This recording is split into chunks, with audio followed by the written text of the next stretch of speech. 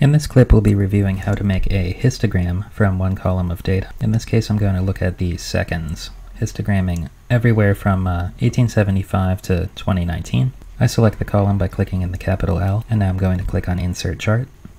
Like I said in class, Google Sheets nearly always makes not the decision I would have made for the data that I gave it.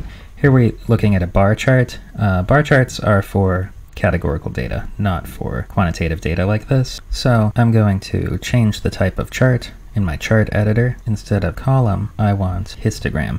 Histogram is shown here, or I can scroll down to here where it says histogram chart. Either one will take me there. I see that the bin width looks like it's been set at 5 seconds. That doesn't look too bad to me. I can see clearly that there's a highly peaked group of race times that's around 122 seconds, and another group that's around 158 seconds.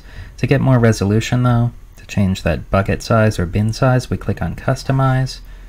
Since this is a histogram, controlling the bucket size is specific to histogram, so we click on the Histogram tab here and click on the auto. Let's change it to, say, 2 seconds, and now we can see more of the shape at this resolution, but remember there is no best size for your buckets when you're making a histogram. You might wonder what show item dividers is. You can make histograms in which each individual is separated with this kind of division, and maybe that makes it a little bit easier to count, but that's why we have y-axes.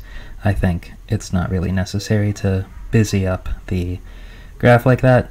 And remember, to get this out of our way so we can still look at our data and keep working, we click on the 3 dots in the upper corner and click on Move to Own Sheet, and I can double click here and have histogram of seconds.